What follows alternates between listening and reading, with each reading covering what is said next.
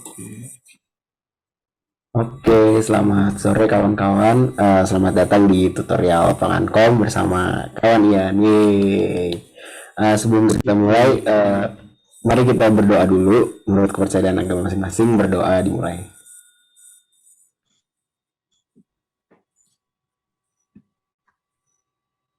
Berdoa dicukupkan. Langsung aja kali ya, biar nggak lama kak. Buat apa waktu dan layarnya aku persilakan kalian. Oke. Aduh, oke. Sebentar ya. Ini cara masukin gambar gimana sih? Sorry ya, kayak sejujurnya aku masih kurang persiapan banget. Jadi mohon dimaklumi kalau ada cacat.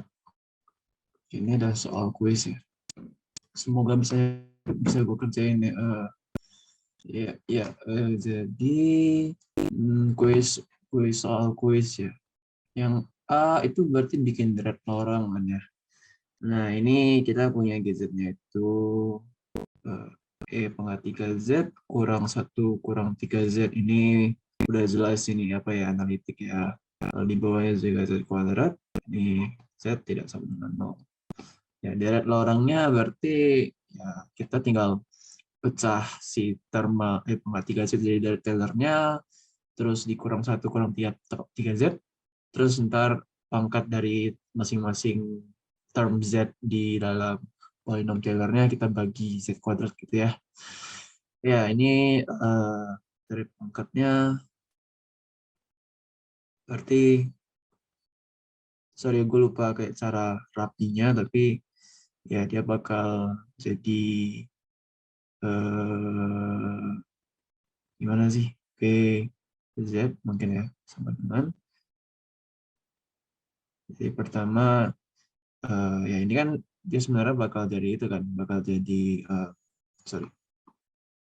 Ya, berarti kan ini bisa kita tulis jadi 1/Z kuadrat dikali sum dari N sama dengan 0 sampai tak hingga apa sih pangkat 3Z itu berarti ekspresinya jadi apa ya, jadi 3Z pangkat N dibagi N faktorial yang iya nggak sih 3Z pangkat tunggu dulu. Sorry. Oh, 3 pangkat N nggak sih? Tunggu. Ya, 3 pangkat N. Jadi, dikali Z pangkat N. Gitu ya. Lalu dikurang 1, kurang 3Z. Benar nggak ya ini ya? Saya takut salah. Kan kalau polinom Taylor tuh pangkat X kan jadi 1 tambah 1/1 faktorial tambah 1/2 faktorial tambah ini X, sorry. X kuadrat X pangkat 3/3 faktorial gitu ya. Terus berarti kalau misalnya ini jadi 3X ya udah ganti aja X-nya ke 3X gitu ya. Berarti udah benar kayak gini. Ini giniin aja. Oke ya. Lalu ya ini kita tulis jadi 1/Z kuadrat. Oh ya ini koma Z tidak sama dengan 0 ya. Supaya Z apa sih? Supaya penyebutnya terdefinisi. Ya ini berarti kan dia jadi apa? Polinom ini itu kita tuliskan term pertama dan keduanya, yaitu term derajat nolnya itu kan berarti 1 ditambah 3Z pangkat 1 dibagi 1 faktorial, ya kan? Kasih tambah N sama dengan 0 sampai tak hingga 3 pangkat N. Ya, 3 pangkat N per N faktorial dikali Z pangkat N. Oh, ini N sama dengan 2. Ini kurang 1 kurang 3Z, ya kan? Ya, berarti 1 kurang 3Z hilang. Ya udah, ini kembali menjadi uh, sorry, ini jadi 1Z/Z kuadrat dikali N sama dengan 2 tak hingga 3 pangkat N. n kuadrat n faktorial z pangkat n. Ya, berarti ini jadi, kalau kalian mau tulis n sama 2, nah sebagai awal dari iterasinya gitu, ya berarti ini jadi 3 pangkat n per n faktorial dikali z pangkat n kurang 2. Kalau mau diganti jadi 0, berarti sangat m sama dengan 0 gitu ya. Ini jadi 3 pangkat. Berarti pada saat m sama dengan 0, n-nya 2 kan, berarti ini m plus 2. Sama juga ini m plus 2 faktorial, z pangkat m. Ya kayak gitu ya. Berarti deret Laurentnya itu seperti ini. Dia term untuk yang z pangkat negatif tidak ada, gitu ya. Ini z tidak sama dengan 0. Dan ini deret pangkat ini dia akan konvergen pada gz untuk semua z yang bukan 0. Gitu. Ini cukup jelas saya harusnya. Terus yang B itu pertanyaannya, periksa apakah deret pada bagian A konvergen mutlak pada C. Itu gimana caranya?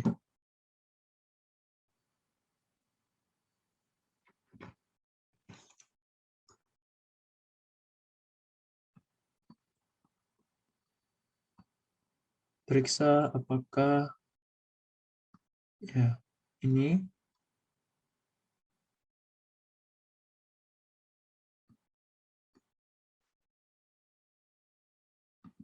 Z pangkat M konvergen mutlak pada C. Ya, konvergen mutlak pada C. Ini jawabannya iya nggak ya?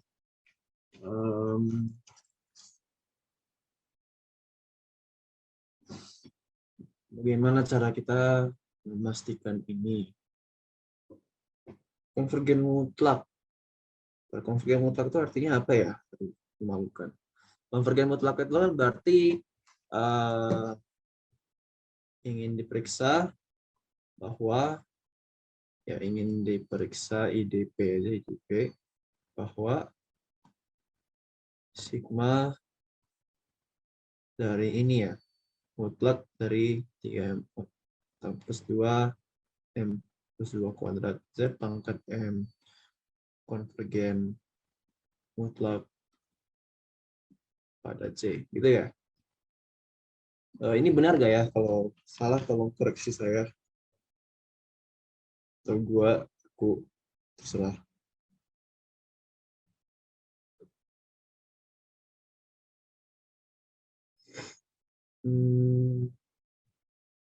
Sebentar, ini tuh berarti kayak gimana caranya?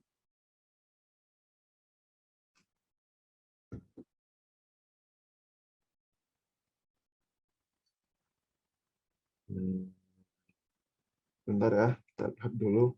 Atau kalau ada yang mau ngusulin juga boleh banget ya. Maaf sekali lagi, kurang siap.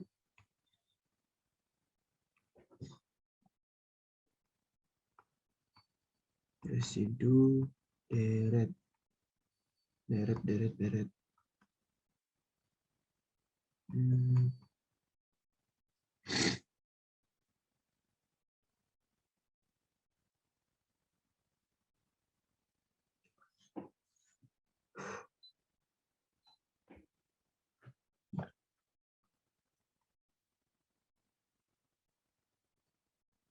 Konvergen mutlak itu gimana ya?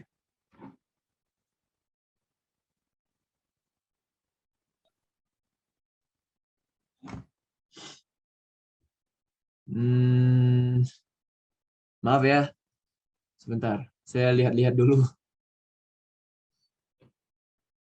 Oh ya, kita punya, kalau kalian lihat Churchill itu section 63, kita punya teorema yang mengurus ini gitu. Katanya apa? Katanya itu kalau sebuah power series itu konvergen ketika dia berada di suatu titik, maka dia konvergen di seluruh sebuah open disk gitu.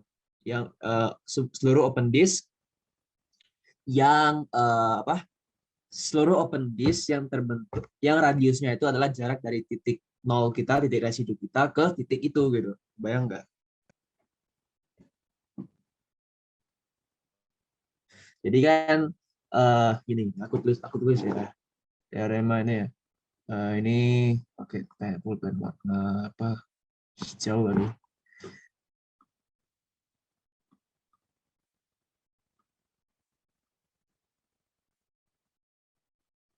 Oke, nah katanya jika sebuah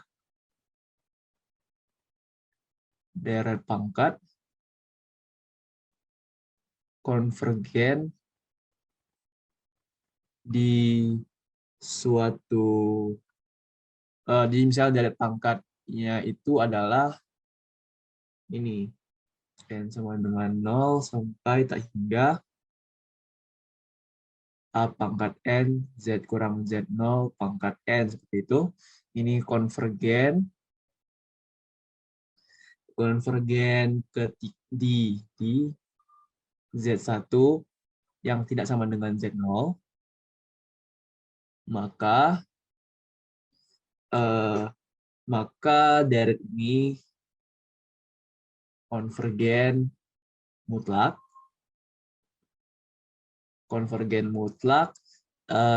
di seluruh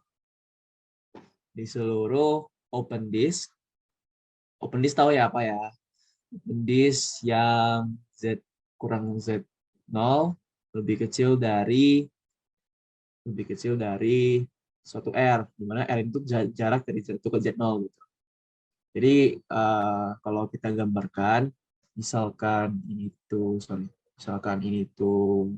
z0 dan kita punya ini misalkan z1 dan di sini deret pangkat konvergen.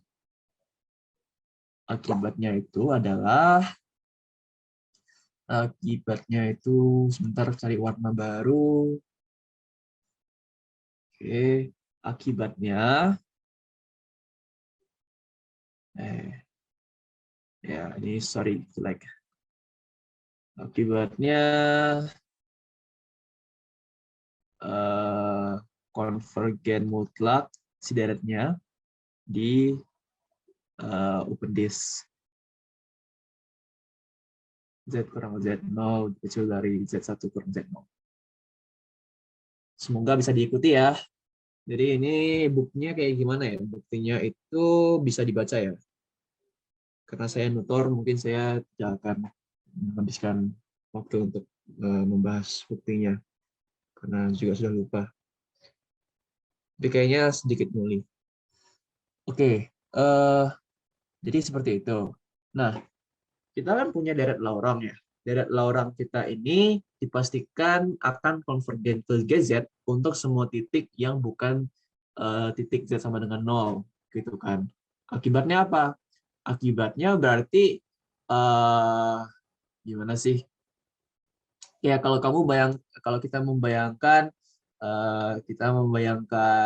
lapangan kompleks gitu, bidang kompleks ya, kalau saya mengambil sebarang titik, maka pasti ada titik lain yang lebih jauh dari titik asal daripada titik kita yang ini, gitu kan. Dan deret Laurent kita konvergen di situ. Berarti dia absolutely convergent di lingkaran radius dari titik yang jauh tadi ke origin. Berarti titik lingkaran ini berarti mengcover titik awal kita gitu, yang kita ambil sebarang gitu. Kebayang nggak? Nah, logikanya berarti dari situ berarti kalau aku ambil sebarang titik di C, aku bisa tunjukkan kalau titik ini konvergen mutlak di C dengan cara tadi. Karena aku ambil sebarang titik, selalu ada titik yang lebih jauh dari titik ini gitu, kebayang ya. Jadi idenya seperti itu. Nah, idenya seperti itu, cara nulisnya gimana? Cara nulisnya ya, ambil sebarang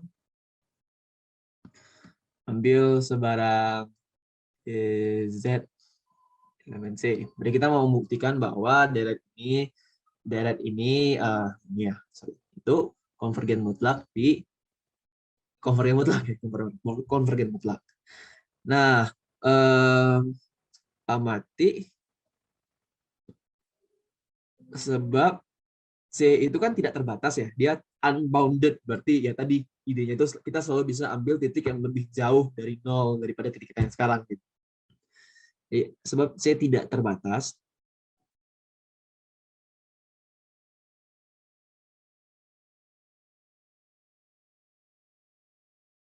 maka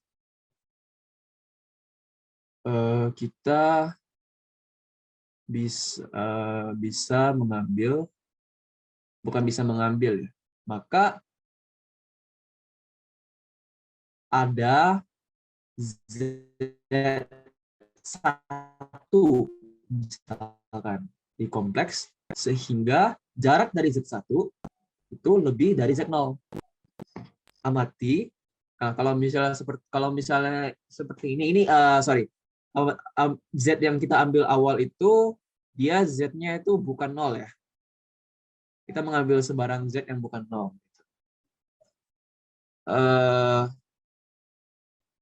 Amati bahwa deret kita konvergen di Z1 ya kan, di Z sama dengan Z1. Akibatnya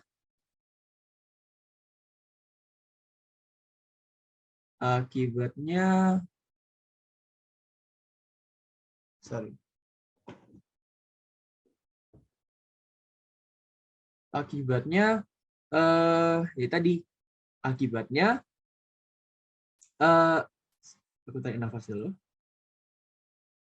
Deret ini konvergen mutlak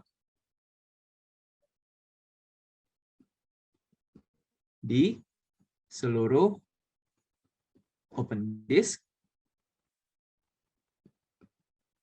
ya, open disk yang berisi Z kurang 0 ya, Z beri mutlak Z doang lebih besar dari mutlak Z1. Lebih kecil dong, sorry. Nah, sebab tentu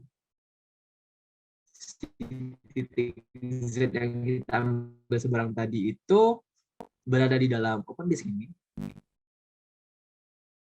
maka deret kita konvergen mutlak di ini. Supaya notasinya enak, mungkin ambil sebarangnya Z0 aja ya, Z. Konvergen mutlak di Z sama dengan Z0 gitu. Oke, sampai sini ada yang mau ditanyakan tidak? Oke, jadi sampai sini belum selesai actually. Jadi sampai di sini berarti kita udah tahu kalau si deret kita ini akan konvergen mutlak untuk semua titik di kompleks yang bukan 0. Tapi bagaimana untuk di 0? Apakah deret ini akan konvergen mutlak di 0 apa tidak gitu? Nah, jawabannya iya ya. Kenapa? Karena kalau misalnya aku ambil titik di 0 gitu, kita lihat bahwa kita cuma punya deret pangkat kan ya. Dan pertanyaannya hanyalah bahwa apakah deret pangkat kita akan konvergen mutlak di C. Kita tidak ditanyakan apakah dia berhubungan dengan fungsi kita yang sebelumnya, yaitu si GZ tadi gitu. Ya kan? Nah, berarti kalaupun aku ambil 0 misalnya, maka tetap aku akan punya titik di luar 0 yang konvergen gitu kan, yang mengakibatkan deretnya konvergen. Dan berarti ya open disk-nya itu meliputi titik 0 ini kan, dan berarti ya udah si 0 itu mengakibatkan deretnya konvergen mutlak. Jadi argumen yang tadi bisa digunakan untuk semua sebarang titik C gitu, nggak cuma titik yang bukan 0 doang. Apakah sampai di situ bisa diterima tidak? Ada yang mau ditanyakan? Kalau mau nanya bisa langsung potong gua aja ya. Kayak nggak apa-apa gitu. Mungkin pakai raise hand juga boleh biar lebih enak mungkin ya. Kalau nggak langsung open mic juga boleh. Nggak ada yang mau ditanyakan? Oke, bisa diterima ya. Bagus, kalau bisa diterima bagus. Oke, berikutnya itu tentukan fungsi G besar yang memenuhi G besar Z sama dengan G kecil Z untuk Z tidak sama dengan 0 dan G-nya continue di Z sama dengan 0. Oke, eh berarti kita mau fungsi G-nya ini dia somehow dia continue di Z sama dengan 0, tapi GZ-nya itu ya apa namanya? GZ-nya itu dia continue di G sama 0, tapi dia di luar itu dia masih memenuhi nilainya masih sama dengan G kecil Z gitu. Caranya bagaimana ya? Caranya itu adalah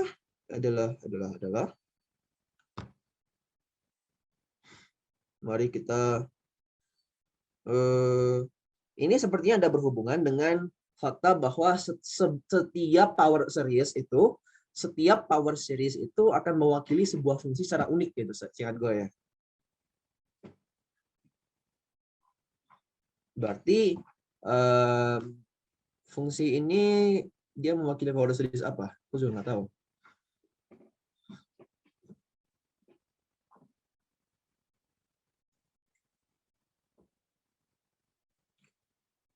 Bentar. Ya, ini sebenarnya bentar, aku nggak tahu ya. Saya nggak tahu, tapi kayaknya gini aja udah boleh. GZ itu sama dengan kalau misalnya Z-nya tidak sama dengan 0, maka ya udah dia bikin Z, ya kan? Kalau G-nya kalau di Z dengan 0, dia 0. Seperti ini dia udah akan continue gitu. Kenapa demikian? Karena apa? Karena residunya 0 gitu. Jadi titik 0 itu adalah residu yang removable gitu.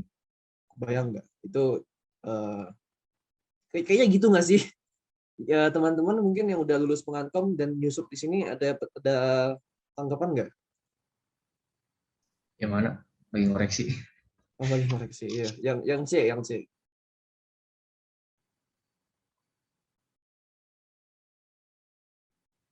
Itu tinggal bagi kasus aja gitu.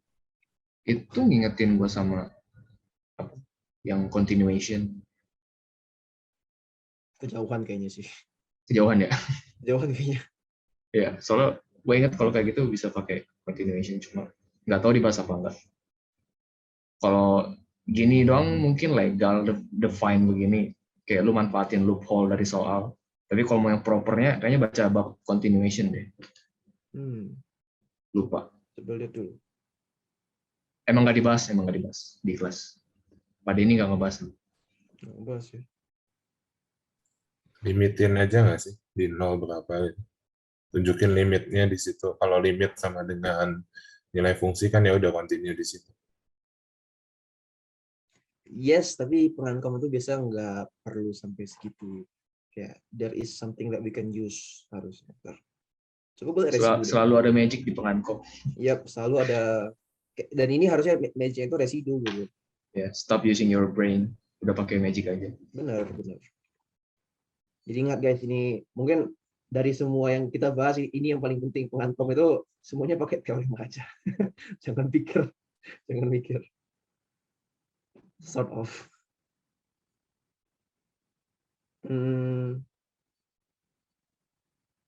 Nah, jadi kan kita mengamati kalau GZ itu dia analitik di semua titik yang bukan nol gitu lah. Terus berarti nol itu residu yang removable dia singular gitu, dia terisolasi kan. Nah, sebentar.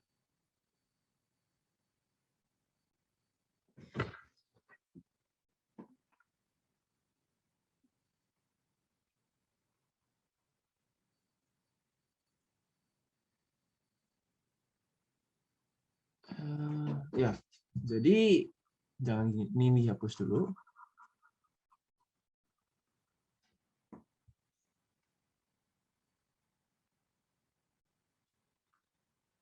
Ini hapus dulu.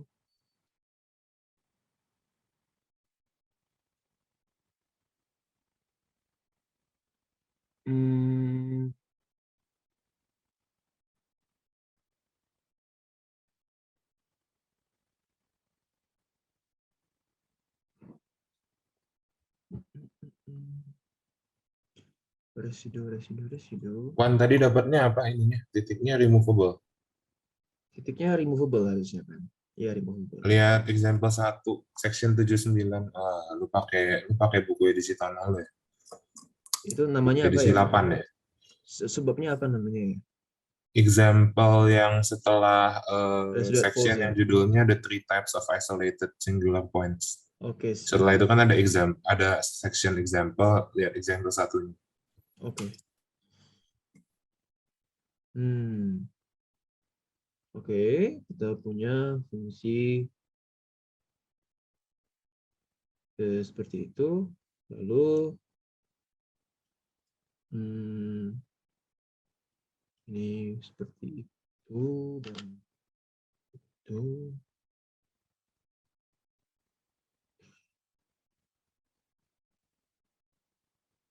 Hah? Sampel yang lu lihat tuh Z plus 1 dibagi Z kuadrat plus 9 ya? Bukan. Bukan. Beda ya. Sampelnya apa? Kirim JPEG di Zoom bisa kan? Lu sebutin aja bisa nggak?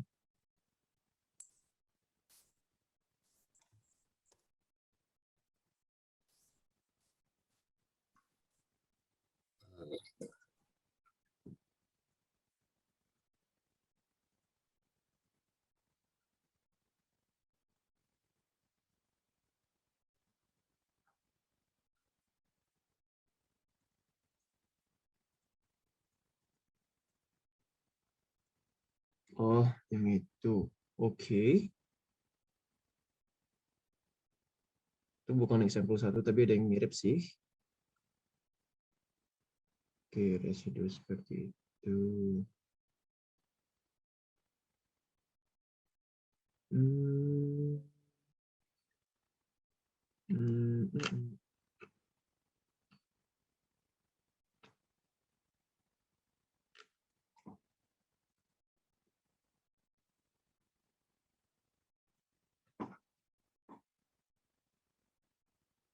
Oh, iya. Oke.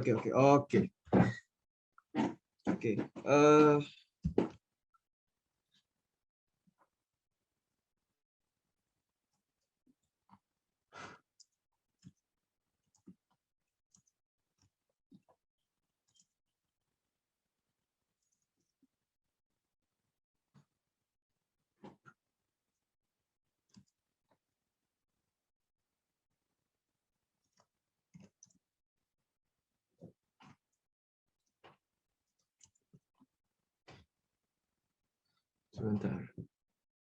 Ada yang bisa tunggu?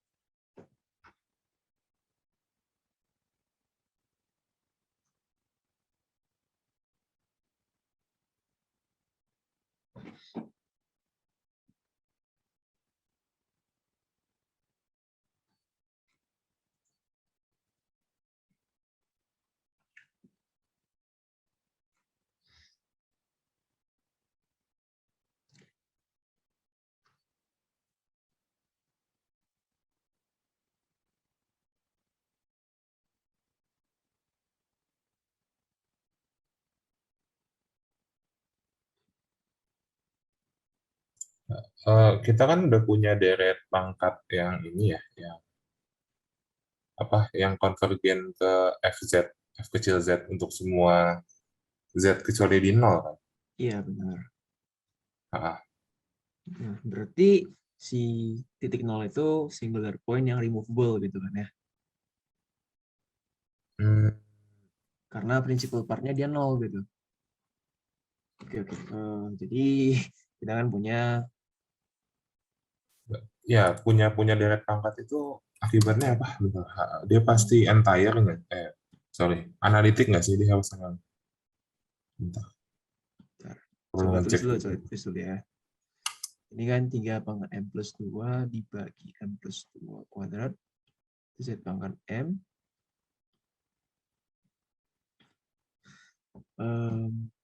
Deret lorang dari GZ untuk Z tidak sama dengan 0 gitu ya. Nah, berarti kan maka principal part dari PZ adalah 0.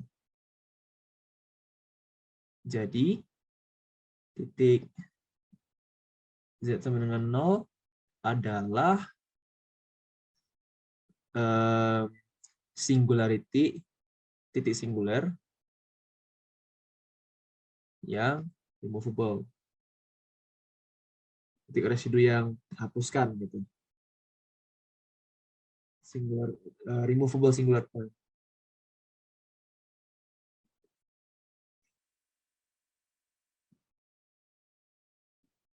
Gitu. Removable singular point ya kan. Jadi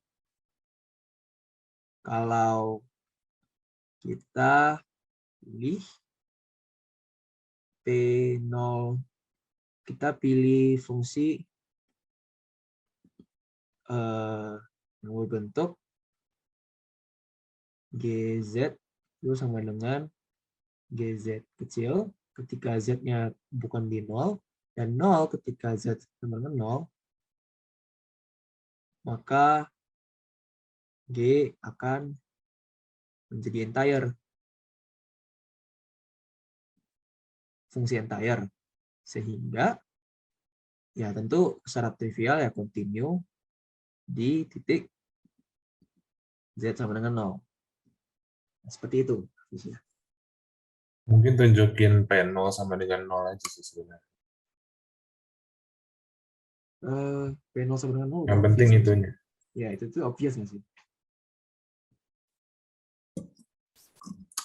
Karena yang kita Gue perhatikan nemu example yang lebih bagus.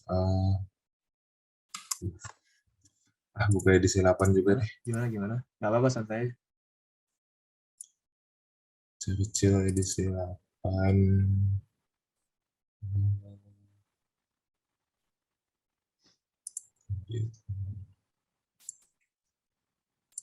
Mungkin maksudnya itu kayak gini. Jadi kan deret lorong itu dia, sebentar ya. Deret lorong itu kan dia adalah gabungan dari deret pangkat yang pangkatnya tidak negatif sama yang pangkatnya negatif gitu. Nah, yang pangkatnya negatif ini itu kalau misalnya kita Z-nya berada di titik yang menolkan si penyebutnya itu, kan dia jadi jebol ya, dia jadi tak definisi gitu. Nah, pertanyaannya adalah bagaimana cara kita menjembatani itu gitu. Jadi kita punya fungsi yang kalau di luar titik residu dia behaviornya kayak normal gitu. Dia konvergen ke fungsi kita yaitu si G kecil gitu. Nah, tapi kita pengen dia continue di titik residu gitu kan. Nah, berarti dari situ kita harus perhatikan perilaku dari principal part-nya seperti itu. Oke, ini Mbak Kobeni ngasih contoh. Nah, itu section 65 di edisi 8 ya.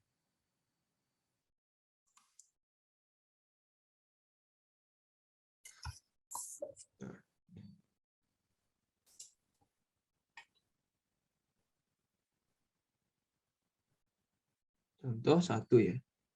Kalau M sama dengan 0, bukannya 9/2 ya, Kak? Kenapa bisa 0? Oh iya. Oh iya, benar juga. Bentar. Iya, benar. Harusnya 9/2 ya. Yap. Sorry. Ini principal part-nya itu...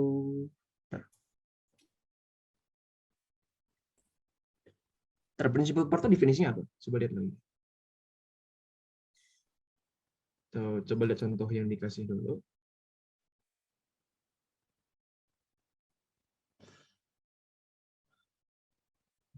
Boleh lihat contoh yang dikasih di chat ya. Itu cocok sih untuk topik soal ini. Nah, iya jadi ini kan ini itu sama dengan 9/9. Kalau M-nya sama dengan 0 berarti jadi 9/2. Terus ditambah Ini untuk yang terma Z-nya tidak pangkat 0 gitu ya. Ini 1 gitu. Tambah Z pangkat M gitu. Nah, berarti kalau misalnya Z sama dengan 0, dia di 9/2 ya.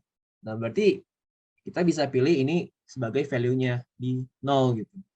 Nah, kalau misalnya seperti ini, maka apakah dia akan entire? Apakah dia akan entire? Jawabannya adalah iya. Kenapa demikian? Karena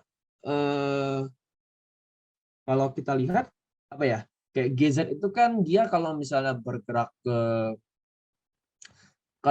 Z-nya bergerak ke 0, GZ itu akan selalu bergerak ke 9/2 ya kan ya. Akan selalu bergerak ke 9/2 karena ya emang Z-nya mengecil aja gitu, dan terma si sigmanya ini akan semakin mengecil, hilang gitu kalau misalnya Z dekat ke 0 gitu. Dari semua arah dia mengecilnya dengan kecepatan yang sama gitu. Intuisinya kayak gitu, kebayang nggak? Nah, berarti tentu aja dia analitik di situ. Bisa kebayang, bisa diterima nggak kalau aku bilang kayak gitu, kayak intuisinya seperti itu?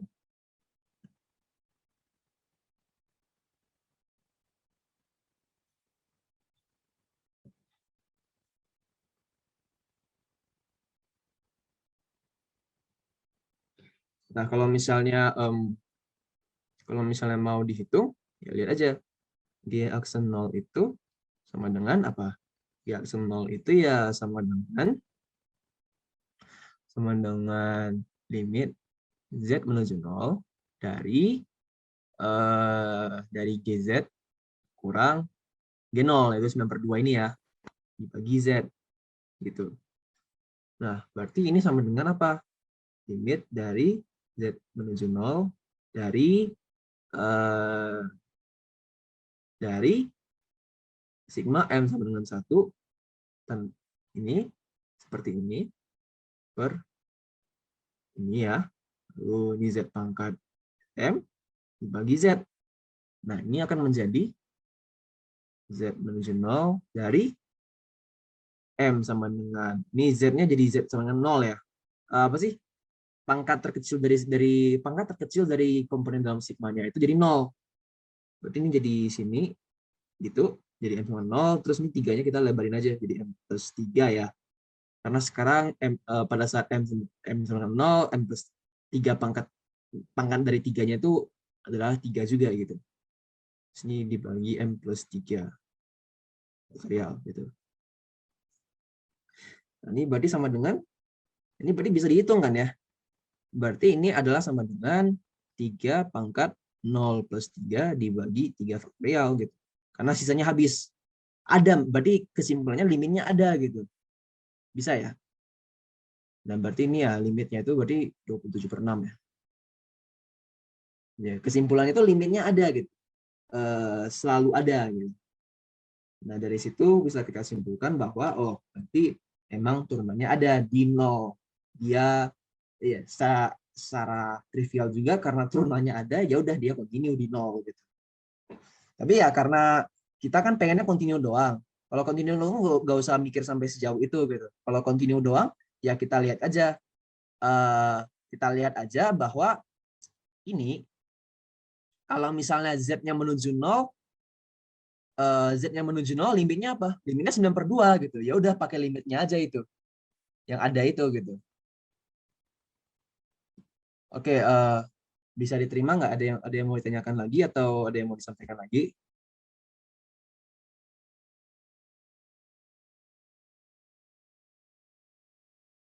Ini coba lihat dari Kobeni lagi. Intinya kita kan udah punya deret pangkat yang berlaku untuk semua titik yang bukan 0. Nah, kemudian deret tersebut kebetulan terdefinisi di dengan 0 gitu. Akibatnya deret tersebut itu merepresentasi fungsi analitik di interior lingkaran konvergenannya gitu. Yang ya basically berarti seluruh bidang kompleks gitu. Terus bisa pakai corollary dari buku Churchill gitu ya.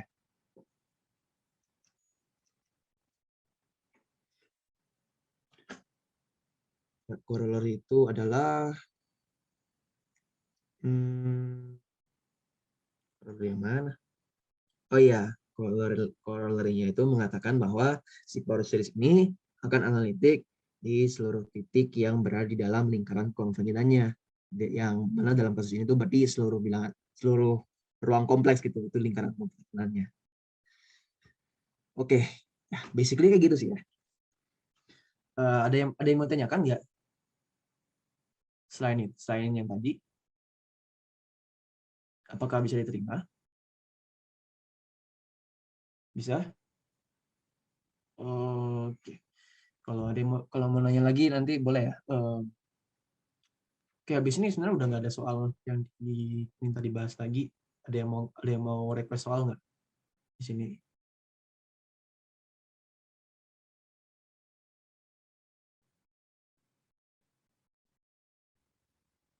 Nggak ada?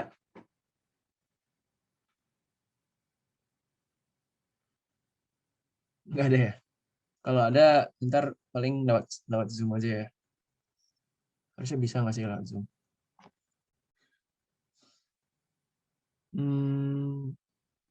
Oke. Coba kalau gitu bahas soal ujian tahun 2 aja mungkin ya.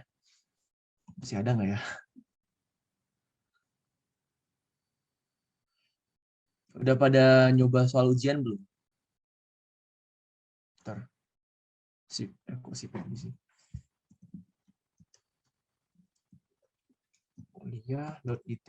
kuliah.itb.ac.id ya?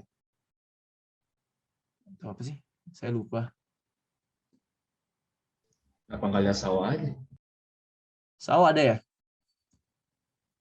Gue udah lama banget gak buka Sao. bit.ly SAO_Himatika kan ya. Terima kasih Himatika, kalian keren. Terima kasih SA. Sama-sama. Mata kuliah wajib semester 6, pengantar analisis rumit. Soal.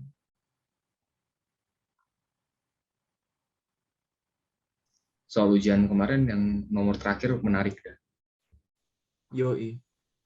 Itu magic. Kita udah tahu siapa yang bikin soalnya ya. Yoi, jelas nggak sih? Jadi kalau kalian lihat soal tahun lalu Siapa tuh tuh, Kak? dramatis sekali itu. Jadi kayak kalian bisa langsung tahu siapa yang bikin soalnya gitu. Karena emang dua dosen itu punya vibes-nya masing-masing yang sangat khas. Yoi, none other than the man himself. Oke, ini soal residu ya. Sebenarnya aku lebih suka nomor 4 sih kan, karena nomor 4 lebih menakutkan menurut ya, nomor 5 menakutkan ya, paling menakutkan sih tentang nomor 5. Caranya gimana ya, aku dulu lupa. Coba lihat aku dulu submit apa ya.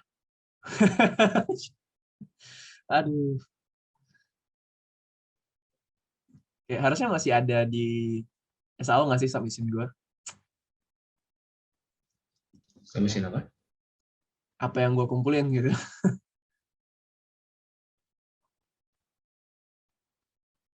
Soalnya udah gue Gue hapus dari tab soalnya. Aduh, nggak bentar. selesai soal ini. Gue selesainya yang 4. Ya, gue selesai nomor 5 aja. Tapi yang B kayaknya kemarin macet. Nah, pengantar analisis kompleks, Denny Ivan Al-Hakim, nomor 5. Kok restricted? Oh, ada ding. Oke. Gila, emang LMS itu keren sekali. Ya, jadi ini soal gila. Nggak gila sih ya. Menakutkan. Soal ini pintar menakut-nakuti. Gimana ya? Ini tuh dia banyak menggunakan si teorema yang ada di residu. Yang mana ya? Coba kita lihat. Kalau nggak salah, dia di bab 6 nih ya. Bab 6 kayaknya ya. Bab 6, terus something about residue at poles kayaknya. Oh, gampang. Keren sekali. Ini pasti Theo ini.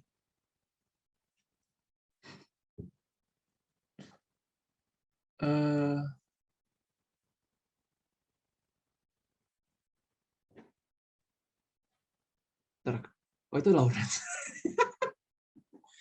Iya. Oh, iya, emang ICTP beda. Saya sudah lupa teoremnya. Coba kita lihat.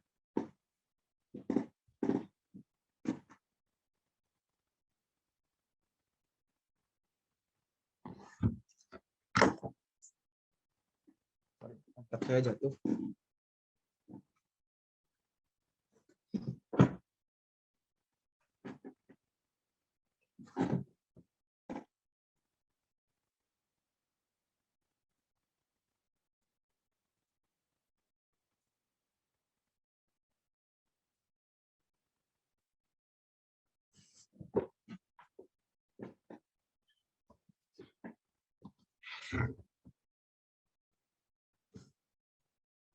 Oke, tuh ada yang request soalnya. Saya jantungan melihat soalnya.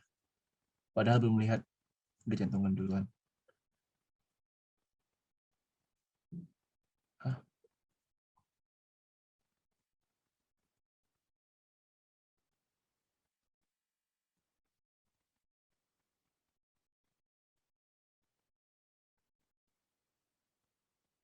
Ini gambarnya nggak bisa dibuka itu. Ya bagus lah. Ya ini dulu Pak, Iya makanya kan gila. jangan ngerjain soal orang itu. Jijikan itu soal. Oke, mungkin kita membuka soalnya side by side dengan jawaban dulu. Ntar nih aku share screen aja. Oke, maaf nih. Yang lain saya matiin dulu. Oke, nah ini soalnya seperti ini. Lalu, nah, jadi kita punya F itu fungsi analitik di kompleks gitu. Terus CR itu sebarang lingkaran yang berpusat di 0, jari-jari R, berorientasi positif ya. Nah, misalkan M dan N itu bilangan asli. Nah, misalkan kita punya fungsi ini pembuat nolnya berjumlah hingga sebanyak N, Z1 sampai Zn. Dan orde dari masing-masing nolnya itu adalah alfa K, gitu ya. Nah, kemudian kita masih ada kutub. Kutubnya itu misalkan ada M buah dari W1 sampai WM dan beta, dan orde dari kutubnya itu beta. Nah, kita mau membuktikan bahwa limit dari bentuk ini adalah sebesar ini gitu. Jadi kayak gimana ya? Jadi kita itu sort of pengen mengaitkan nilai residu baik nol maupun kutub dengan bentuk ini gitu. Jadi sebenarnya ini jangan takut gitu menurut gue ya. Tapi sekarang jujur aku pas ngeliat takut sih. Nah tapi ini tuh cantik gitu. Kenapa cantik? Nah jadi ini tuh kita bisa hal pertama yang kita ingin lakukan. Jadi kita punya F itu analitik dan G-nya, dan yang bermasalah itu G gitu. Yang punya kayak nol dan kutub itu adalah G. Jadi kita yang pengen kita periksa itu adalah ekspresi dari G aksen dibagi G gitu. Oke ya. Nah, ini apaan? Oke. Jadi saya bahkan sudah lupa kenapa saya menulis ini. Oke, oh iya ya.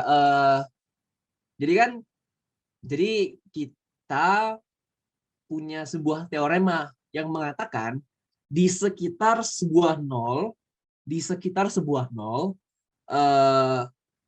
misalkan nol itu ZK gitu ya. GZ itu bisa ditulis sebagai Z kurang ZK pangkat alfa K dikali suatu PZ yang analitik. Seperti itu. Maka kita bisa pecah dong pakai turunan. Berarti kalau misalnya kita punya GZ kayak gini, kita bisa tulis turunan G aksen G seperti ini. Nah, harapannya adalah kita bisa berdoa ini bisa mendapatkan hasil yang bagus gitu. Nah, dari sini ini kan berarti kalau kita hitung dia bakal jadi seperti ini. Jadi alfa K dikali Z pangkat Z kurang ZK pangkat alfa kurang 1 dibagi alfa K, jadi Z kurang Z kan di bawah 1 begitu. Terus ini P-nya hilang. VZ-nya digaranti tak 0 gitu. Nah, lalu ini kalau kita hitung berarti dia bakal kayak gini. Berarti dia jadi alpha K dibagi Z kurang ZK ditambah V aksen dibagi V. Ini untuk di sekitar ZK gitu. Di mana V aksen dibagi V itu analitik di ZK. Kenapa analitik? Ya karena V-nya analitik, V aksennya analitik berarti pembagiannya analitik juga. Dan V-nya nggak 0 gitu ya. Dan V-nya nggak 0. Nah, jadi dari sini, kan kita sudah punya bahwa ini analitik. Analitik artinya apa? Bisa ditulis sebagai Taylor. Ya kan? Akibatnya ya udah prinsip partnya tinggal ini gitu. Berarti residu dari G aksen dibagi G di ZK itu adalah AK, exactly AK, alpha K gitu. Nah, kemudian sebab F itu entire. Nah, sebab F itu entire, berarti tinggal kita kalikan aja gitu. Residu di ZK dari FZ dikali ini, itu adalah ini gitu.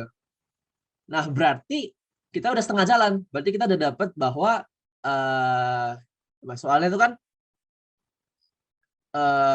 itu kan kita mau menghitung residu di pol dan residu di ZK dan residu di WK gitu ya. Nah, jadi selanjutnya kita melihat yang WK. Jadi misalkan WK itu kutub G dengan order beta K. Nah, sekali lagi kita pakai ide yang sama gitu. Maka kutub itu apa nih? Kutub itu aku udah lupa definisinya. Kalau ya kutub itu something yang berhubungan dengan nol, tapi balik ya, aku lupa. Kutub itu sorry. Jadi pecah suaraku tadi. Kutub itu dia titik di mana dia jebol gitu kalau salah ya, tak terhingga gitu. Jebol, makanya namanya kutub. Nah, idenya itu adalah ada HZ tak 0 dan analitik DWK sehingga JZ sama ini gitu. Ini tuh bagian dari teorema yang ada di buku juga yang membahas tentang representasi sebuah fungsi di dekat residu atau kutub gitu. Di dekat residunya, baik itu 0 ataupun kutub gitu. Kalau 0, berarti dia itu nolnya itu dapat mengambil penampilan seperti ini. Dia suatu faktor pangkat alpha K dari Z kurang ZK gitu. Ya, berarti tentu saja ini fungsi yang kayak gini.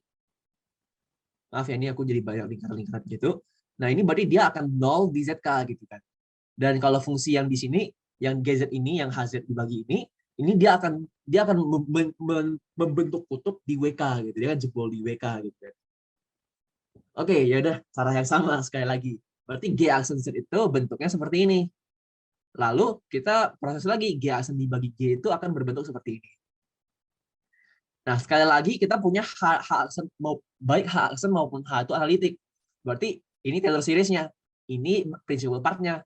Berarti principal part dari FZ dibagi G aksen dibagi G di WK itu adalah minus beta K kali F di WK. Gitu. Nah, sorry, itu nafas dulu. Nah, terus kita punya teorema residu Cauchy yang mengatakan apa? Yang mengatakan bahwa teorema residu Cauchy itu mengatakan apa? Teorema residu Cauchy itu aku udah lupa persisnya, tapi intinya itu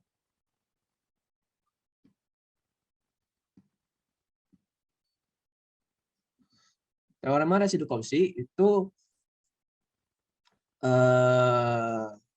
kalau misalnya kita punya suatu kontur orientasi positif, misalkan kita sebut ini C gitu, dan kita misalkan kita punya fungsinya itu punya beberapa titik residu, yaitu dia punya titik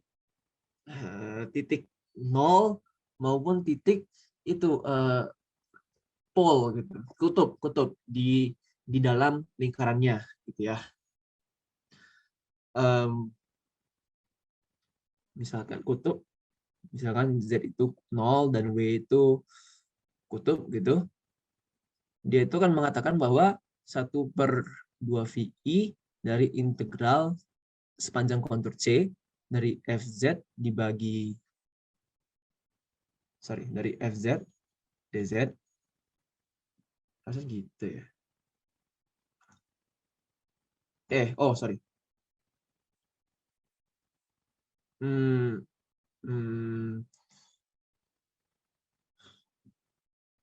Sebentar. Oke, mending lihat dulu deh, sorry. Cauchy residue theorem. Oh ya.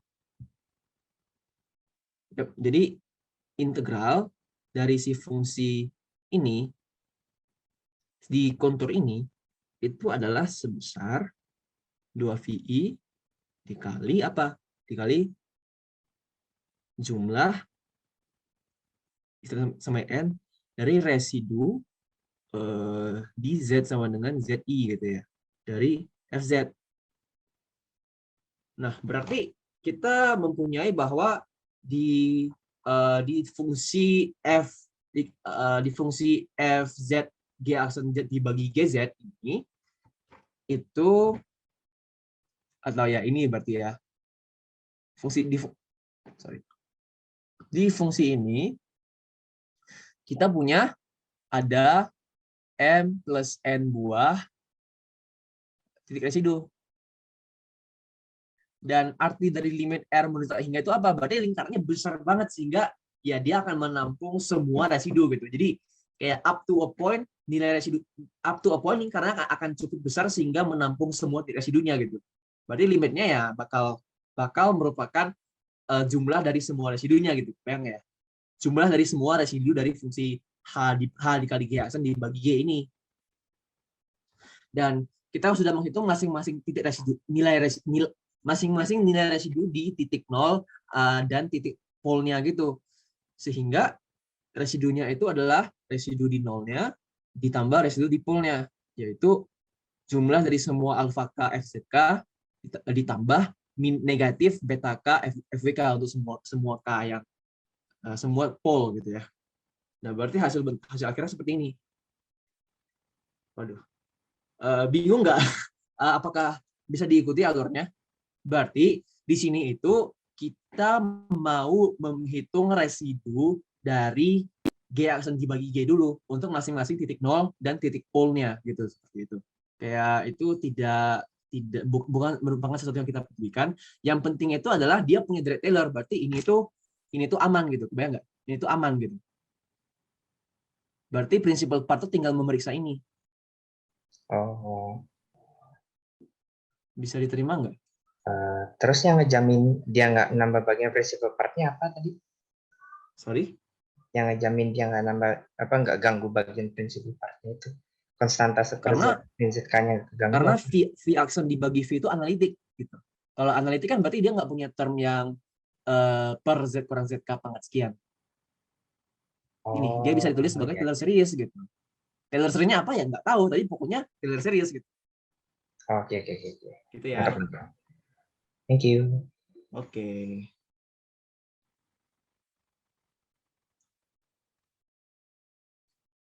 Ada lagi?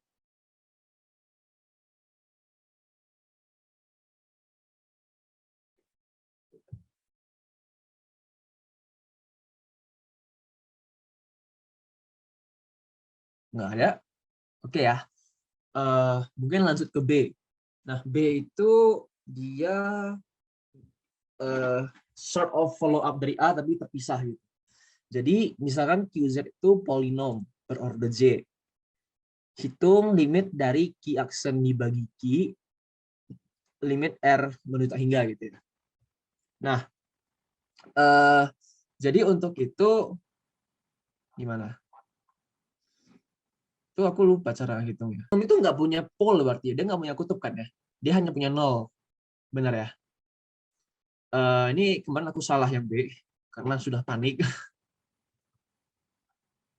Panik nggak panik sih, kagok aja gitu kayak ceroboh. Kita yang B aja deh kalau di sini ya. Ntar yang A mungkin saya copy paste dulu.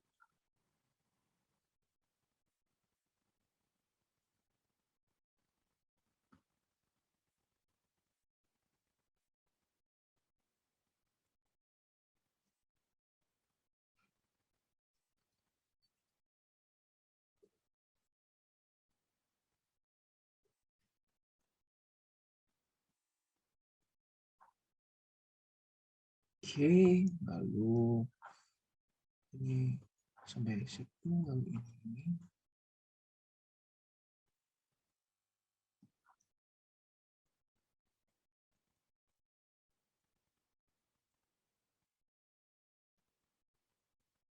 Oke, harusnya gitu ya.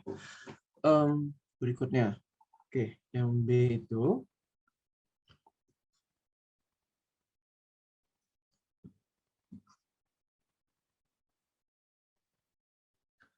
misalkan QZ itu polinom order J. Polinom order J itu order itu apa ya?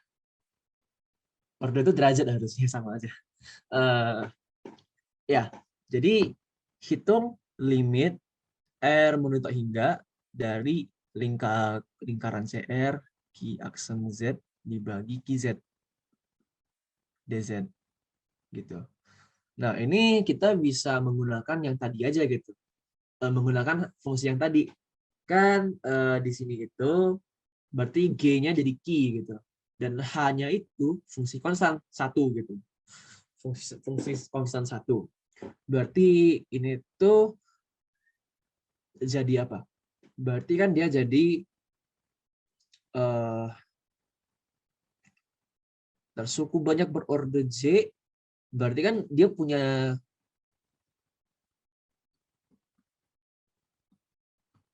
J buah 0 gitu.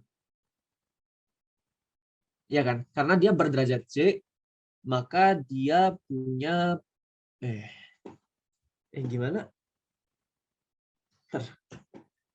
Dari teorema dasar ya maksudnya dia punya J buah 0 paling banyak J gitu ya. Dia punya J buah 0 misal Z1 sampai Zm gitu. Berarti ya udah. Ini Z1 sampai I dari M dari Q Z I gitu. Terus dia nggak ada kutub, jadi yang belakangnya kosong gitu. Ya udah gitu doang. Nah, terus berikutnya, apakah dapat disimpulkan bahwa limit R sampai tak hingga dari Q aksen dibagi Q sama dengan 0 berdasarkan identitas ini? Jawabannya, ya enggak lah. Ada-ada aja. Ya enggak lah. Ya enggak dong. Jadi, apakah dapat disimpulkan? Tidak. Udah gitu dong. Kalau kalian lagi ujian mungkin kebelet terus masih merasa mau bacot, ya bisa tambah-tambahin. Kemarin kayaknya yang gue tambahin apa ya? Nggak tahu, nggak jelas. Something tentang logaritma per Lorentz dan sebagainya gitu. Tapi nggak penting. Yang penting itu ini. Dan ini kan berarti nggak pasti 0 gitu kan. Ya udah. Dari sini ada yang mau ditanyakan?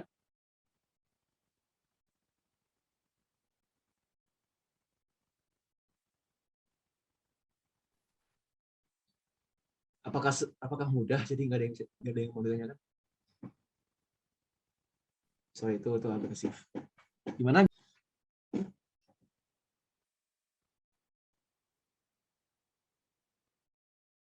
Ada yang mau ditanyakan?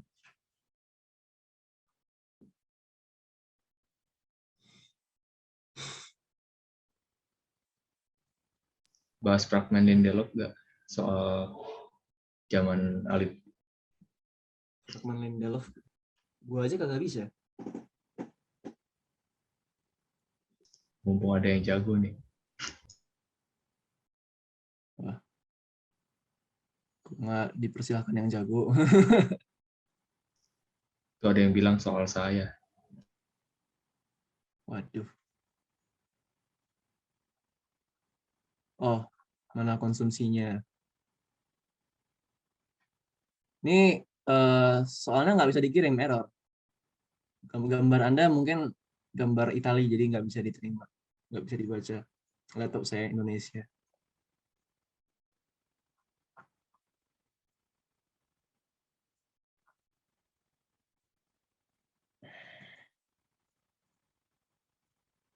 Oh, ini ada soal dari yang mau ujian. Jadi mungkin bahas yang itu dulu ya.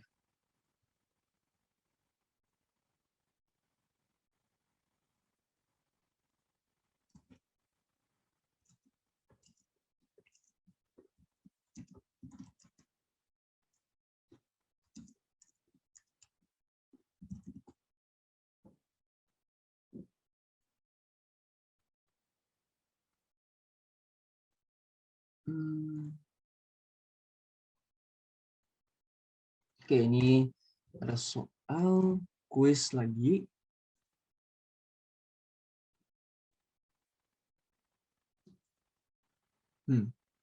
Ya, kita punya soal seperti ini. Oh, ini kayaknya kemarin saya pernah lihat ya soalnya. Kayaknya Kobeni ya pernah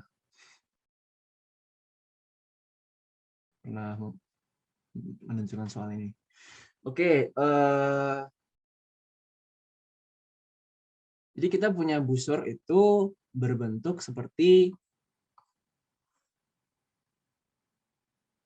ini. Itu busur dengan radius 2 ya. Gitu. Ini mungkin diputus-putusin aja. Dengan T-nya itu dari minus V/6 sampai V/6. Berarti kalau digambarkan berarti dia dari minus 30 derajat sampai 30 derajat ya, gitu ya. Gitu. Nah, ini 2 gitu. Dan fungsi Fz itu sama dengan 1 dibagi Z pangkat 3 tambah 2. Nah, fungsinya seperti ini. Ya kan? Fungsinya seperti itu. Yang pertama, cari dan buktikan nilai maksimum Fz. Nah, nilai maksimum Fz di C. Berarti kita mau menghitung apa? Fz sama dengan 1 dibagi Z-nya itu di C. Berarti selalu berbentuk 2 pangkat EIT gitu. Pangkat 3 tambah 2. Nah, tapi kan ini sama dengan 1/8 E pangkat I3. E pangkat I3T tambah 2 gitu kan. Nah, ya saya nggak tahu ini gimana cara formatnya. Saya lupa. Tapi kalau kita gambarkan misalnya, 8E di pangkat I3T itu kan berarti dia lingkaran dengan itu ya, radius 8 gitu. Dan sekarang ini 3T itu berarti lingkarannya itu dari minus V/2 sampai V/2. Berarti dia seperti ini. Gitu. Kemudian ini diangkat ke atas gitu. Ini diangkat ke atas. Bukan diangkat ke atas, digeser ke kanan gitu. Berarti kalau kita geser ke kanan, dia seperti ini gitu ya. Ini lingkaran radius 8 gitu. Nah, berarti nilai maksimumnya itu di mana? Nilai maksimumnya itu maksudnya nilai maksimum itu gimana? Kan kompleks maksimumnya apa? Ya makanya mungkin modulus maksimum. Ya? Modulus maksimum mungkin ya. Kita positive thinking. Nah, kalau misalnya modulus maksimum berarti kalau misalnya kita mau nyari yang modulusnya paling besar, berarti kita pengen sehingga modulus 8E pangkat I3T sekecil-kecilnya. Ya berarti dari sini cukup obvious bahwa dari hasil pemetaan kita yang modulusnya paling kecil itu adalah apa? Adalah kedua titik ini. Ya kan? Nah, titik itu ya berarti adalah titik di 2 ya. Di mana sih? Berarti dia posisinya itu 2 tambah 8i, 2 kurang 8i gitu. Nah, ya ini cara gambarnya. Pembuktiannya itu sebentar saya mikir dulu. Kemarin saya pernah ketemu soal ini, serius. Wait, itu kenapa 2 plus 8i? 28 iya, karena kan lingkarannya kan itu digeser ke kanan sejauh 2. Aha. Ah.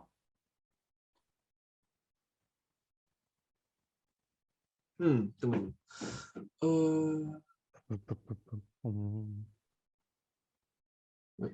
Wait. Itu Z-nya. Apanya? Maaf. Yang 2 plus 8i Z-nya. Iya nggak sih? Hasil Z pangkat 3 plus 2-nya. Sorry. Z pangkat 3 plus 2-nya. Oke, mungkin ini langsung kita lihat aja. Modulus maksimumnya itu berarti kan langsung gini aja. Kalau mau itunya. Lalu ini kalau bisa kita tulis ini kalau mau nguli ya. Ini bisa jadi 1 dibagi 8 gini kan. Lalu ini bisa E pangkat I3T itu bisa kita tulis jadi bentuk UXY nambah IVY gitu. Nah, itu jadi 8 dikali cosinus 3T tambah I sinus 3T ya kan? Tambah 2. Dan ini adalah sama dengan 1/8 cos 3T tambah 2, sorry. Tambah 2 ditambah kuadrat. I belum. Tambah 8i sin 3T. Seperti itu ya. Nah, kalau kita udah punya bentuk seperti ini beri ya I dikali 8 sin 3T ya, biar jelas. Kalau punya bentuk seperti ini langsung kita bisa tulis modulusnya adalah mulai gemetaran ini jadi 8 cos 3T tambah 2 kuadrat tambah 8 sin 3T kuadrat lagi. Ya, ini lebih jauh lagi bisa ditulis menjadi 1 dibagi akar 4. Kita urai jadi 4 ditambah 8 cos 3T dikuadratkan, 8 sin 3T dikuadratkan, kalau dijumlah jadi 64 maaf, 8 kuadrat ya. Ditambah 1632 cos 3T. Jadi 1 per akar 68 tambah 32 cos 3T. Nah, ini di mana T-nya itu dibolehkan dari mana sampai mana? T-nya dibolehkan dari minus V/6 sampai T V/6 gitu ya. Nah, dari sini berarti kita melihat apa? Cos 3T-nya itu cosinusnya itu diperbolehkan dari cosinus min V/2 sampai cosinus V/2 gitu ya. Berarti dia akan paling kecil pada saat T-nya itu di mana? Pada saat T-nya mengakibatkan cosinusnya 0 ya enggak? Karena kan kalau misalnya kalau kita gambar cosinus itu kan gini kan. Ini V/2. Dan kita cuma punya ini gitu. Kita cuma punya ini. Berarti kita akan memilih dia T yang mengakibatkan dia di 0 kalau di konteks ini ya kan. Nah, berarti kita pilihnya tuh T-nya V/6 atau min V/6 gitu. Ya, kalau mau lebih jadi kalau sampai sini sebenarnya menurut aku udah bisa kita langsung sikat aja gitu. Jadi amati untuk min V/6 T V/6 berlaku cos 3T itu between 0 and 1 gitu. Dengan cos 3 V/6 sama dengan 0 gitu ya. Jadi kalau sampai sini berarti apa? Berarti kita bisa pilih T sama dengan V per 6. Berarti sorry. Berarti apa? Berarti, sorry, aku udah ngomong berarti berapa kali. Berarti 1 per akar 68 tambah 32 cos 3T ini itu lebih kecil sama dengan 1 per akar 68. Yang mana ini adalah sama dengan 1 per akar 68 tambah 32 cos 3 dikali V per 6.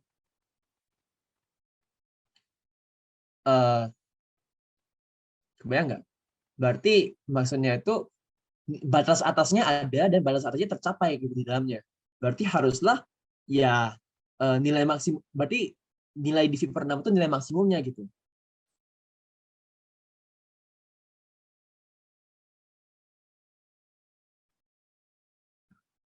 Jadi ya FZ itu mutlak FZ itu lebih kecil dari ini, dan ini sama dengan F V per 6. Jadi Bukan. ya F2EIP per 6. F2E. Oh ya, sorry ya, benar. Yep. Jadi F mencapai maksimum di Z sama dengan 2E di pangkat I dikali V per 6 dengan F2E V per 6 itu sama dengan 1 per akar 68. Seperti itu. Nah, jadi untuk di pembuktian seperti itu. Dan yang kedua itu kita bisa menggunakan bantuan itu apa namanya, yang inequality batas atas untuk integral seperti itu. Jadi kan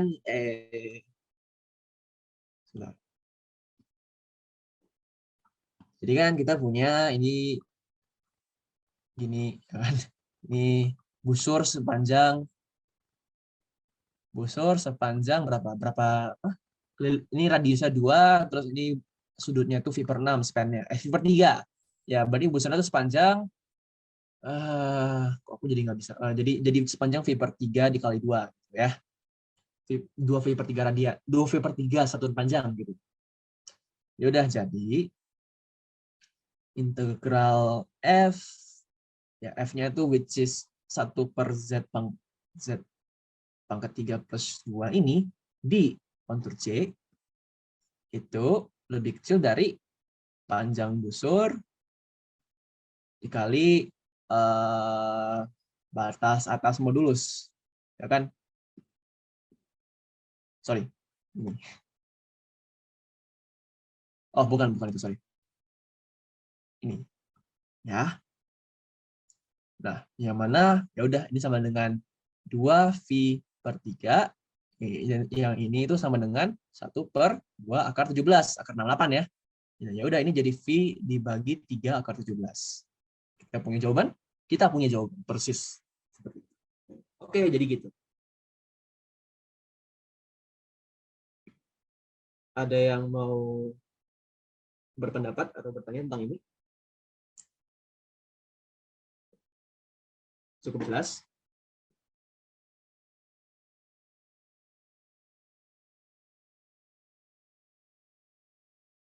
Kalau jelas, kita lanjut ke soal berikutnya. Kebetulan nih jadi banyak yang ngirim soal. Tunjukkan persamaan E pangkat 2Z kurang 10Z kuadrat plus 1 mempunyai tepat dua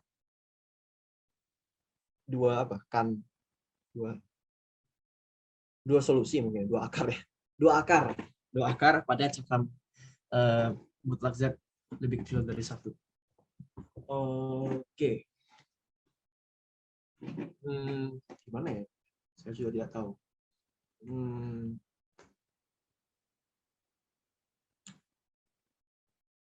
naluri pertama saya mungkin langsung kita bisa memecahnya jadi bentuk U plus IV, jadi masalah KPB seperti itu.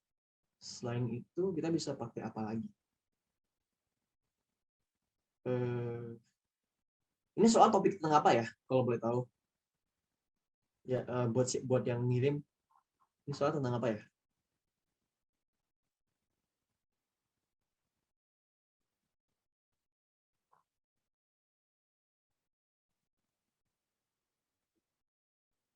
Pembuat nol. Yang Dua akar. residu ya? Kayak bukan residu deh, mana residu ini? Bukan dua akar. Dua akar, iya makanya. Terus? Dua akar kan? Ya. Ntar itu dua akar maksudnya apa? Akar. Iya, Akar ini dua akar persamaan. di soalnya. Iya. Maksudnya topik soalnya ini soal tentang apa gitu? Roce. Roce. Itu dari Pangankom.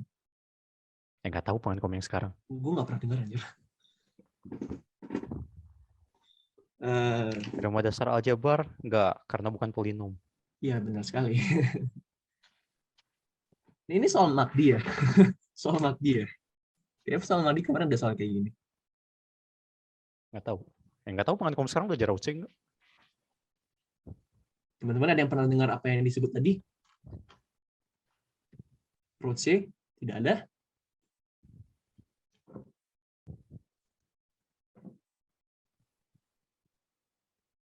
Tidak ada ya?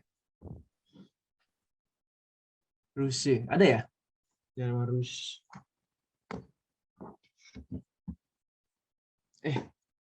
Familiar deh kayaknya. Coba sebentar.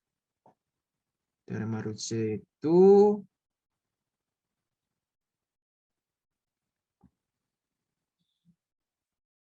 ada, harusnya ada.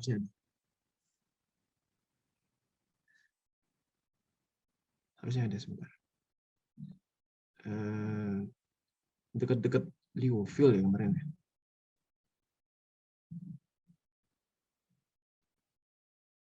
Liouville sama maksimum modulus gitu.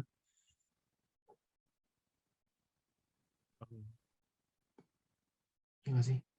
Yang tadi kan argumen prinsipal kan itu bisa dipakai buat buktinya Roce. Argumen prinsipal. Yang tadi yang nomor 5 soal ujian tahun lu. Integral P aksen per P bla bla bla. Integral Q aksen per Q. Nah itu Sorry, saya amnesia. Buktinya Rouse pakai itu. Nah ya, tadi dulu.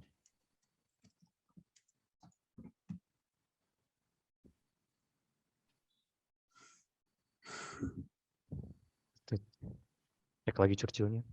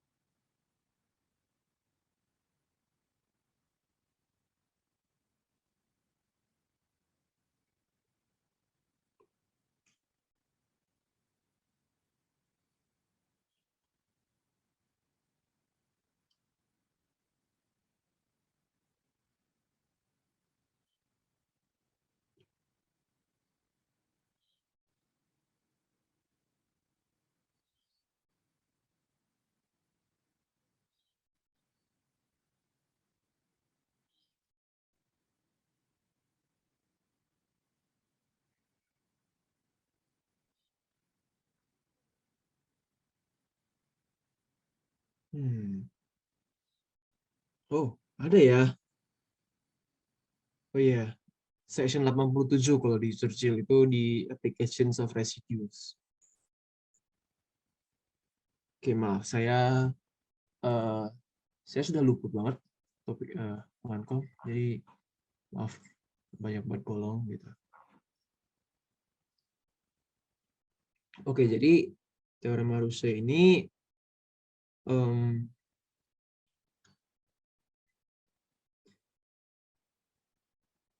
dia bisa membantu kita menghitung banyak nol yang dimiliki oleh sebuah fungsi seperti itu.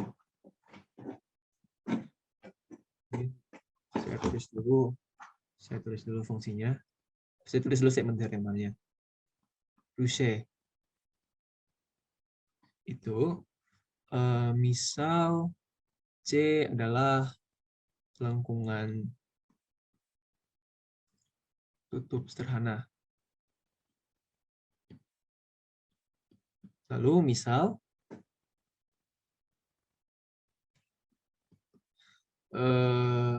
FZ dan GZ analitik dalam dan pada C. Lalu mutlak FZ itu selalu lebih besar dari mutlak GZ untuk setiap titik di C. Seperti itu. Maka F dan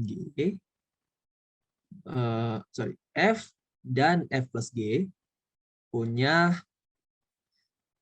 banyak nol yang sama di dalam C.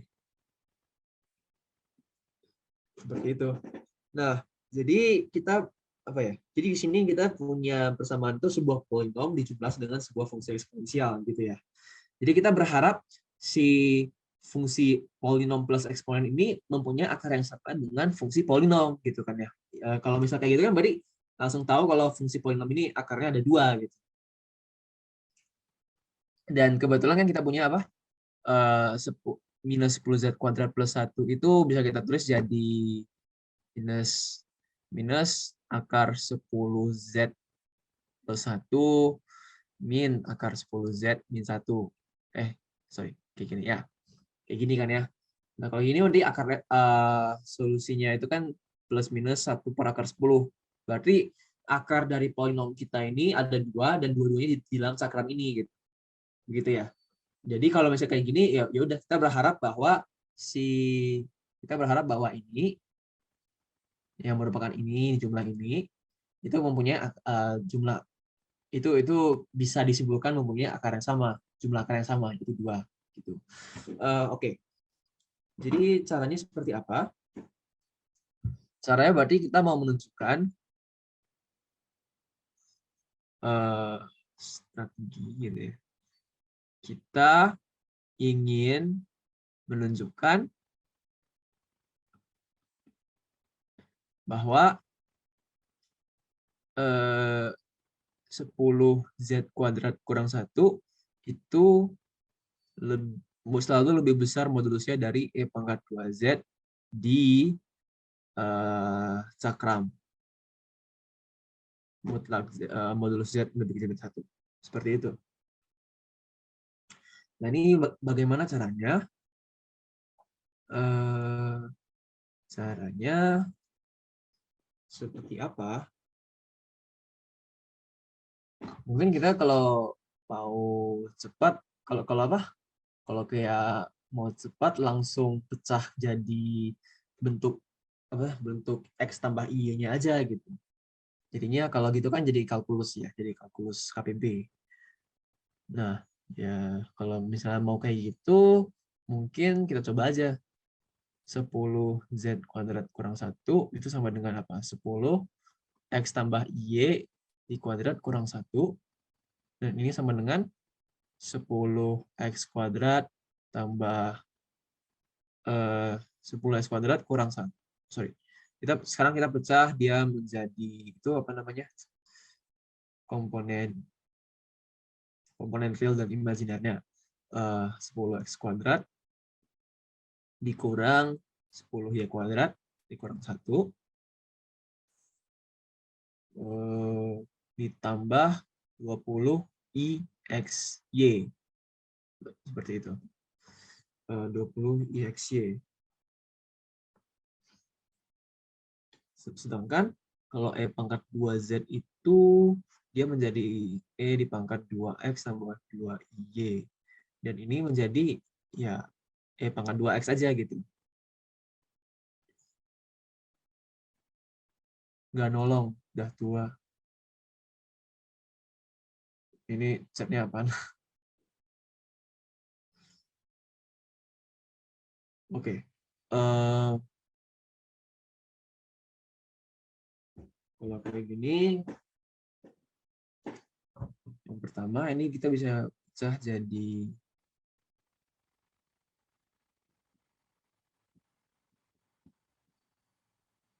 seperti itu.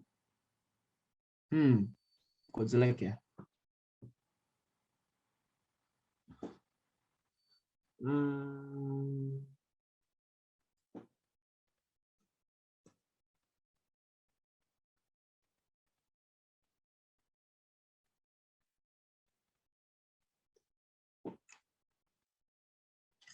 Sebentar.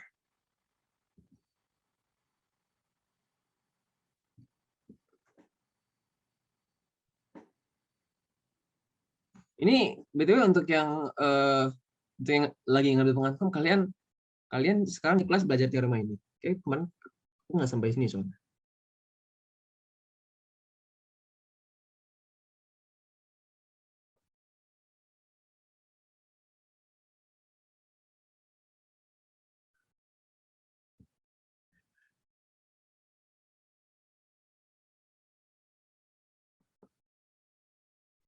Oh, maaf, salah. Jadi kita mau menunjukkan di cakram Z sama dengan 1. Cakramnya Z dengan 1 ya. Ya kalau misalnya kayak gitu, ya ini jadi sedikit lebih mudah. Jadi hapus lagi.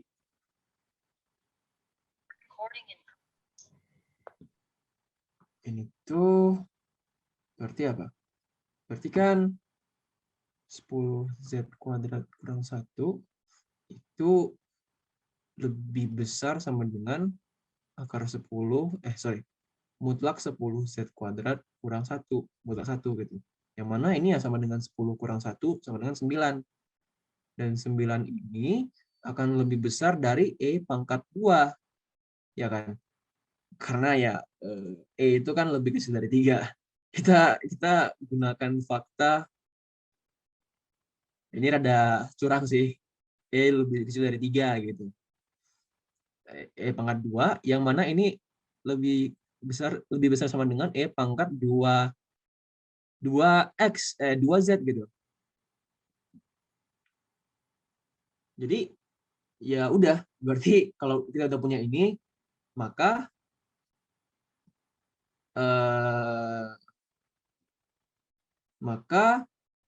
sebab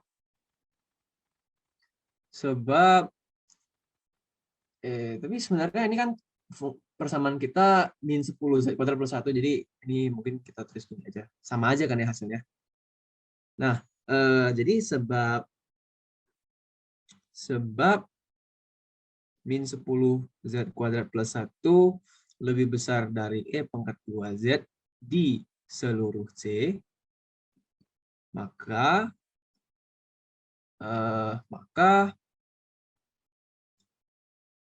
min 10Z kuadrat plus 1 dan E pangkat 2Z dikurang 10Z kuadrat plus 1, berarti di jumlah keduanya punya banyak nol yang sama di dalam C. Dan kita tahu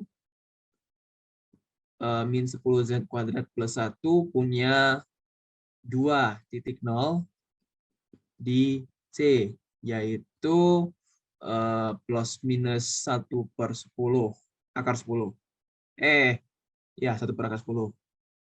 Jadi benar bahwa E pangkat 2Z dikurang 10Z kuadrat plus 1 punya tepat 2 akar. Di dalam ini mau di dalam, tapi di dalam Z ini. Di Z lebih itu D1. Gitu. Ini di seluruh Z semikolon 1 gitu ya. Oke. Ada pertanyaan untuk sampai di sini?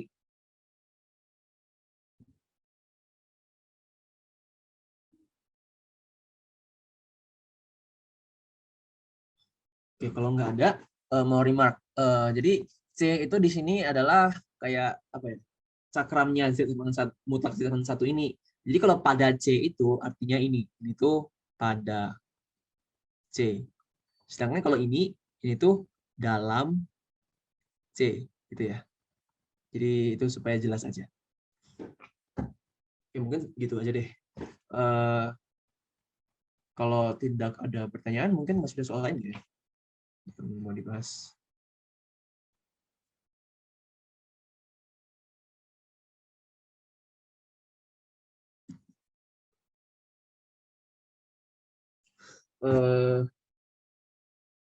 Soalnya Lawrence.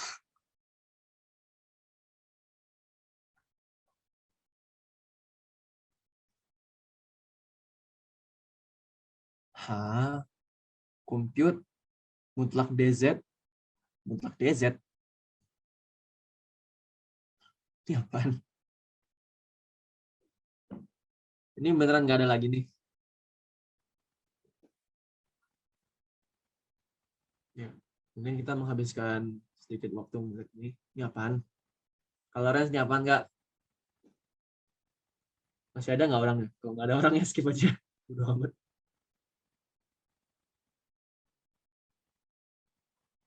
Oke, Doi udah nggak ada. Jika tidak tahu apa-apa tentang ini, ya jangan deh. Itu soal dari ICTP. Kayaknya nggak tahu. Ada soal lagi yang mau dibahas. Dari apa yang kita bahas sampai sini, ada yang mau tanyakan nggak?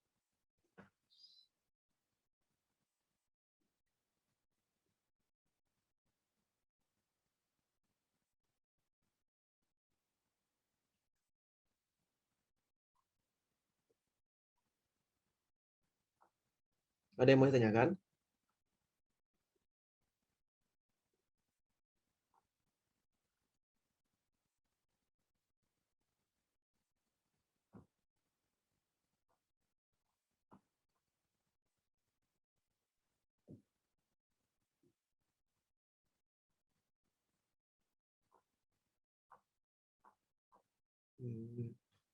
Oke.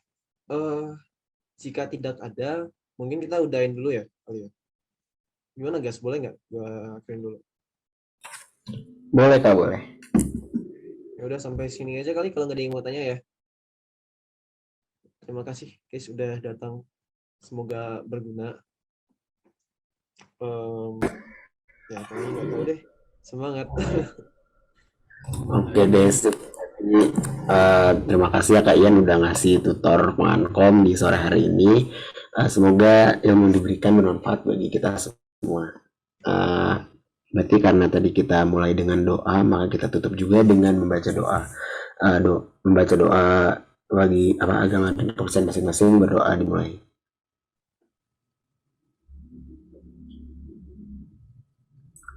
Berdoa dicukupkan. Oke deh, berarti dengan ini tutorialnya selesai. Oke. Terima kasih banyak ya Kak Ian udah ngisi tutornya. Dan terima kasih juga teman-teman yang udah hadir di tutor sore hari ini. Sudah boleh dikasih kesempatan buat ngisi. Thank you. Ntar PDF-nya kirim kemana ya? Boleh ke aku dulu, boleh langsung ke grup sih Kak. Oke. Ya, coba dulu ya. Terima kasih dan sampai jumpa.